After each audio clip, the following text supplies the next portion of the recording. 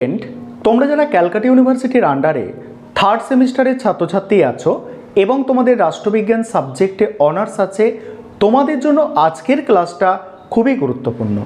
আজকের ক্লাসে তোমাদের সিসি 5 পেপার, সিসি 6 পেপার এবং সিসি 7 পেপার, এই তিনটে পেপার থেকে 100% কমনযোগ্য বড় প্রশ্নর সাজেশান নিয়ে আলোচনা করব। অর্থাৎ 15 নম্বর এবং 10 নম্বরের প্রশ্নের সাজেশান নিয়ে আলোচনা করব এবং সাজেশানটা আমি দুটো পার্টে রেখেছি। অর্থাৎ প্রত্যেকটা পেপারে যেগুলো মোস্ট ইম্পর্টেন্ট প্রশ্ন সেগুলো আলাদা করে রেখেছি এবং যেগুলো তোমাদের এক্সট্রা পরীক্ষার জন্য দেখে যাওয়া দরকার সেগুলো আমি আলাদা করে রেখেছি। অর্থাৎ যেগুলো মোস্ট ইম্পর্টেন্ট প্রশ্ন সেগুলো তো বাদ দেওয়া যাবেই না, যেগুলো এক্সট্রা প্রশ্ন সেগুলোও পারলে তৈরি করতে হবে, কারণ অনার্সের ক্ষেত্রে একটু বেশি পড়াশোনা করতে লাগে। তোমরা যারা আমাকে সেকেন্ড সেমিস্টার থেকে ফলো করছো, তোমরা জানো যে তোমরা সেকেন্ড সেমিস্টারে তোমাদের যে সাজেশান আমি দিয়েছিলাম সেখান থেকে তোমরা 100% প্রশ্নই কমন পেয়েছো। আর তোমরা যারা সেকেন্ড সেমিস্টারে আমার চ্যানেল ফলো করেছো, আমার সাজেশান দেখে পরীক্ষা দিয়েছো, তোমরা অবশ্যই কমেন্টে একটু জানাবে যে তোমরা কতটা কমন পেয়েছো। তাহলে কিন্তু অন্য স্টুডেন্ট যারা চ্যানেলটাকে নতুন ভিজিট করছে বা নতুন আসছে তারা বিষয়টা বুঝতে পারবে, তারাও সাজেশানটা সম্পর্কে নিশ্চিত হতে পারবে। অবশ্যই এই কাজটা তোমরা করবে। তোমরা যারা সেকেন্ড সেমিস্টারে আমাকে ফলো করেছো বা সেকেন্ড সেমিস্টারে পরীক্ষা দেওয়ার আগে আমার সাজেশান দেখে গেছো, তোমরা অবশ্যই একটা কমেন্ট করে জানাবে যে তোমরা কতটা সেকেন্ড সেমিস্টারে কমন পেয়েছিলে। থার্ড সেমিস্টারে একইভাবে তোমরা সাজেশান থেকে 100% কমন পাবে। তবে এই থার্ড সেমিস্টারে তোমাদের 4টে পেপার অনার্সের পড়তে হবে, সেটা একটু বুঝে নাও, একটু কোয়েশ্চেন প্যাটার্নটা একটু বুঝে নাও। দেখো, তোমাদের যে 4টে পেপার আছে, একটা হচ্ছে সিসি 5 পেপার, এটা 65 নম্বরের পরীক্ষা হবে। এই পেপারটার নাম হচ্ছে ইন্ডিয়ান পলিটিক্যাল থট, অর্থাৎ ভারতীয় রাষ্ট্রচিন্তা। সিসি 6 পেপার যেটা আছে, সিসি 6 পেপার যেটা আছে এটা হচ্ছে কি কম্পারেটিভ পলিটিক্স অ্যান্ড গভর্নমেন্ট, অর্থাৎ তুলনামূলক রাজনীতি এবং শাসন ব্যবস্থা। আর হচ্ছে সিসি 7 পেপার ইন্টারন্যাশনাল রিলেশন, অর্থাৎ আন্তর্জাতিক সম্পর্ক। এই তিনটে তোমাদের কোর পেপার। আরেকটা তোমাদের সেক পেপার বা SEC পেপার পড়তে হয়। সেই পেপারটা হচ্ছে দুটো ভাগ হয়, এটা হচ্ছে সেক A1ও হয় আর A2ও হয়। যে কোনো একটা তোমাদের নিতে হয়, চয়েস করতে হয়। তোমরা সেক A1টা নেওয়ার চেষ্টা করবে, এই পেপারটা সহজ। এটা হচ্ছে লিগাল লিটারেসি, এই পেপারটার নাম। এই পেপারটা তোমরা চয়েস করবে। এবারে তোমরা সাজেশানটা দেখে নেবে। আজকের ক্লাসে তোমাদের এই তিনটে পেপার সিসি 5, সিসি 6, সিসি 7 পেপারের সাজেশানটা আলোচনা করছি, তোমরা দেখে নাও।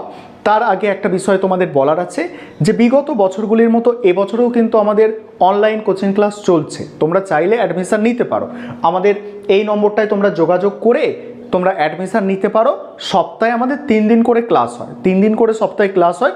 2 দিন হচ্ছে রেকর্ডেড ক্লাস দেওয়া হয়, একদিন লাইভ ক্লাস। লাইভ ক্লাসে পড়া ধরা হয় এবং তোমাদের কোনো কোয়ারি থাকলে, অর্থাৎ কোনো কোয়েশ্চেন থাকলে সেগুলো বলে দেওয়া হয় এবং টাইমে টাইমে মক টেস্ট নেওয়া হয়। আমাদের এই যে 14 তারিখ, এই 14 তারিখেও প্রথম মক টেস্ট কিন্তু হতে চলেছে।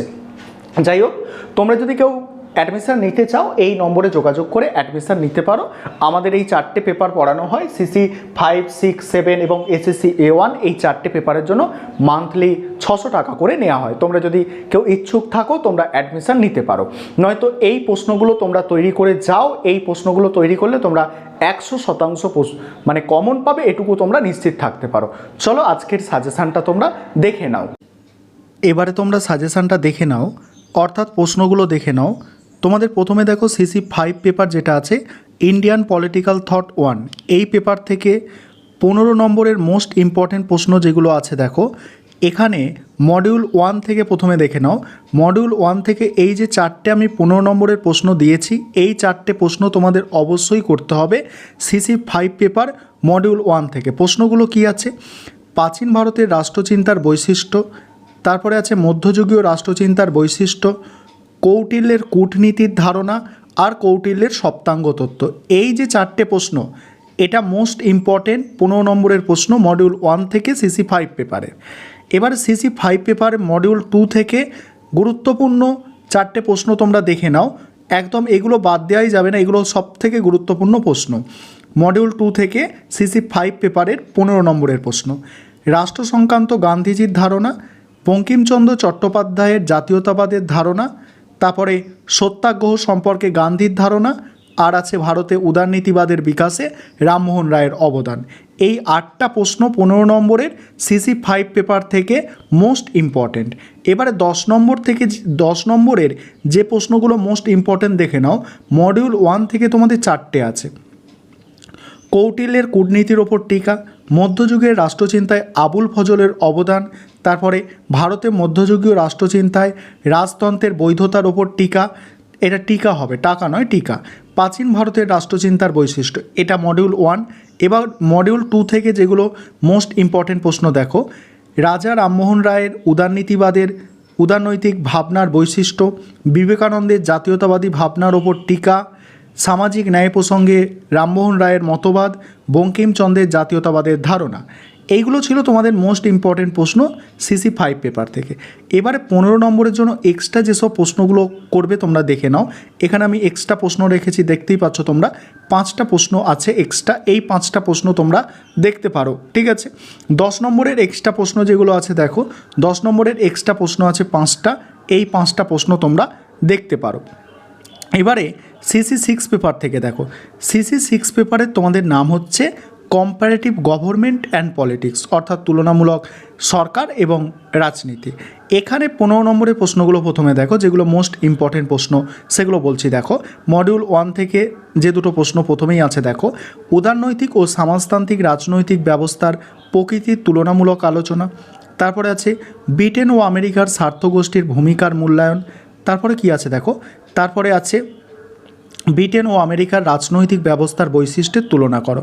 এই 3টে হচ্ছে মডিউল 1 থেকে মোস্ট ইম্পর্টেন্ট প্রশ্ন। মডিউল 2 থেকে 15 নম্বরের মোস্ট ইম্পর্টেন্ট প্রশ্নগুলো দেখে নাও। 1 নম্বর প্রশ্ন, আমেরিকা ও ফ্রান্সের রাষ্ট্রপতির ক্ষমতা, আমেরিকা ও ফ্রান্সের রাষ্ট্রপতির ক্ষমতার একটি তুলনামূলক আলোচনা। তারপরে আছে ব্রিটেন ও আমেরিকার কমিটি ব্যবস্থার তুলনামূলক আলোচনা। তারপরে মার্কিন যুক্তরাষ্ট্রের যুক্তরাষ্ট্রীয় ব্যবস্থার বৈশিষ্ট্য। তারপরে ব্রিটেন ও আমেরিকার নাগরিকদের অধিকারের তুলনা। এবারে 10 নম্বরের যে প্রশ্নগুলো মোস্ট ইম্পর্টেন্ট দেখো, মডিউল 1 থেকে আছে 4টে প্রশ্ন। এক হচ্ছে তুলনামূলক রাজনীতি পাঠে কাঠামো কার্যগত দৃষ্টিভঙ্গি ব্যাখ্যা করো। দ্বিতীয় হচ্ছে ব্রিটেনে আইনের অনুশাসনের বিষয়টির ওপর টিকা লেখো, এটা টিকা হবে। 3 নম্বর, তুলনামূলক রাজনীতি পাঠে ব্যবস্থা জ্ঞাপক দৃষ্টিভঙ্গির মূল প্রতিপাদ্য বিষয় সংক্ষেপে আলোচনা করো। 4 নম্বর, সমাজতান্ত্রিক রাজনৈতিক ব্যবস্থার বৈশিষ্ট্য। এবারে হচ্ছে মডিউল 2। মডিউল 2 থেকে যেগুলো তোমাদের মোস্ট ইম্পর্টেন্ট 10 নম্বরের প্রশ্ন সেগুলো দেখে নাও। আমেরিকার সিনেট পৃথিবীর মধ্যে সর্বাপেক্ষা শক্তিশালী উচ্চকক্ষ বলা হয় কেন?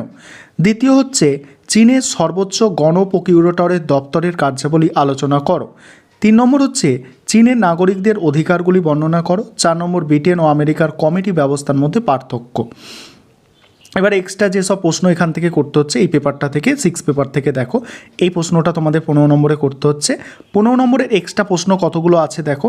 এই পেপার থেকে একটু বেশি প্রশ্ন তোমাদের করতে বলবো, ঠিক আছে। এই পেপার থেকে এক্সট্রা প্রশ্ন আমি রেখেছি টোটাল 19টা, ঠিক আছে, যেগুলো মনে হয়েছে করা দরকার। তারপর 10 নম্বরের প্রশ্ন এক্সট্রা দেখতে পাচ্ছ 8টা রেখেছি এই পেপার থেকে। এবারে সিসি তোমাদের 7 পেপারটা দেখো, যেটা হচ্ছে ইন্টারন্যাশনাল রিলেশন। এখানে 15 নম্বরের প্রশ্নগুলো দেখে নাও। প্রথমে মডিউল 1 থেকে যেগুলো মোস্ট ইম্পর্টেন্ট প্রশ্ন, দুটো আছে মোস্ট ইম্পর্টেন্ট প্রশ্ন। 1 নম্বর হচ্ছে বিশ্ব ব্যবস্থা জ্ঞাপক তথ্য, ঠিক আছে, আর দ্বিতীয় হচ্ছে আন্তর্জাতিক রাজনীতিতে সন্ত্রাসবাদের ভূমিকা। মডিউল 2 থেকে আছে বৈদেশিক নীতি নির্ধারণে প্রচার কার্যের ভূমিকা, ভারত বাংলাদেশের সম্পর্কের 50 বছর পূর্তির পটভূমিতে ভারতীয় বৈদেশিক নীতিতে এই দুই দেশের সম্পর্কের তাৎপর্য। 3 নম্বর আছে 1947 থেকে 62 সময়কালে ভারতীয় পররাষ্ট্রনীতির মূল বৈশিষ্ট্য। এবারে 10 নম্বরে মোস্ট ইম্পর্টেন্ট প্রশ্নগুলো দেখো। মডিউল 1 থেকে আছে 5টা প্রশ্ন। 1 নম্বর প্রশ্ন, মর্গেনথাউয়ের বাস্তববাদী তত্ত্বের 6টি নীতি। তারপর আছে আন্তর্জাতিক রাজনীতি চর্চায় অভিবাসন, পরিযায়ী বা অভিবাসনের সমস্যার কেন্দ্রীয় ধারণাটি কী, আর এই বিভিন্ন ধরনগুলি কী কী। 3 নম্বরে প্রশ্ন, নয়া বাস্তববাদী তথ্যের মূল বিষয়বস্তু। মর্গেনথাউয়ের বাস্তববাদী তথ্যের 6টি নীতি, আন্তর্জাতিক রাজনীতিতে পরিযানের গুরুত্ব। মডিউল 2 থেকে দেখো যেগুলো আছে, যে বৈদেশিক নীতি নির্ধারণ হিসাবে ভূ রাজনীতির গুরুত্ব। তারপরে আছে ভারতের প্রতিবেশী নীতিতে ভারত চীন সম্পর্ক, বৈদেশিক নীতি নির্ধারক হিসাবে কূটনীতির গুরুত্ব, চীন আর ভারতের বৈদেশিক সম্পর্কে সীমান্ত সমস্যা। আর যেগুলো আছে ইম্পর্ট্যান্ট প্রশ্ন দেখো, বৈদেশিক নীতি নির্ধারক হিসাবে সামরিক বাহিনীর গুরুত্ব আর ভারত চীন বৈদেশিক সম্পর্কের সমস্যা। এবারে দেখো যেগুলো এক্সট্রা প্রশ্ন, 15 নম্বরের প্রশ্ন এক্সট্রা আছে তোমার 9টা প্রশ্ন, আর 10 নম্বরের প্রশ্ন এক্সট্রা আছে 4টে প্রশ্ন। এই ছিল তোমাদের টোটাল সাজেশন। এগুলো করে যাবে, এখান থেকে 100% কমন পাবে। আবার অনেকে কমেন্ট করবে যে স্যার আপনি তো সব প্রশ্ন দিয়ে দিচ্ছেন। সব প্রশ্ন আমি কখনোই দিইনি। এটা সাজেশানটা আমি দুটো পার্টে দিয়েছি, যেগুলো মোস্ট ইম্পর্টেন্ট সেগুলো আলাদা রেখেছি, যেগুলো এক্সট্রা পড়ার দরকার আছে সেগুলো আলাদা করে দিয়েছি।